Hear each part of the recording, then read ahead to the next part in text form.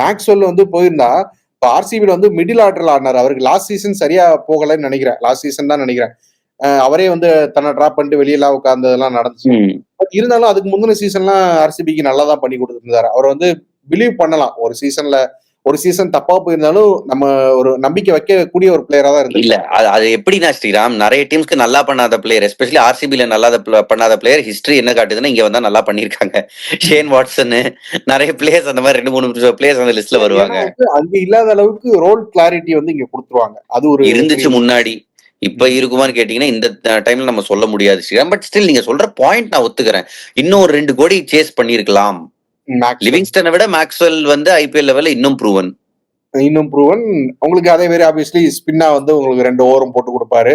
நல்ல ஆப்ஷனா வந்திருக்கும். So middle ஆர்டர்ல நல்ல ஒரு இப்போ வந்து இந்த ஸ்டேபிளே இல்லாம அந்த ஒரு பவர் ஹிட்டிங்கே இல்லாம இருக்குல்ல, அதை வந்து சரி செய்யக்கூடிய ஒரு ஆளா இருந்திருப்பாரு.